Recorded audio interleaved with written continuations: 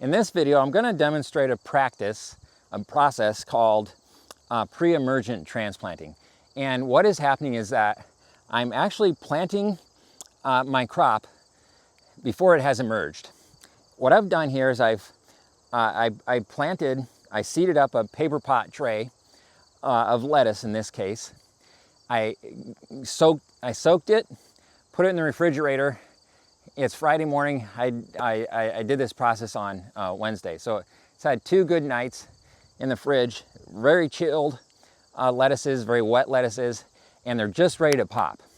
And if you look close, you would see little sprouts just starting to come up. So what I want to do is transplant this quick so that the crop is just ready to take off here. I'll be ahead of the weeds and I'll have perfect germination.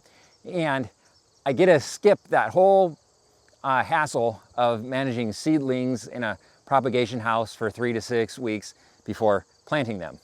Now it does feel a bit weird to be planting without seeing my crop.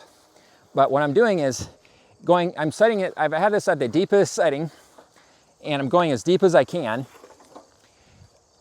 so that I'm actually covering up the entire chain. Because of the press wheels on here, there's a bit of an indentation that's left behind. I'm gonna go back and hand water this in with a hand watering wand, make sure it's good and soaked, and then I'm actually gonna hoop it, put shade cloth over top because we have a couple of hot afternoons coming up here. But in effect, that gives it a gentle environment to start. I'll remove that shade cloth after 3 or 4 weeks.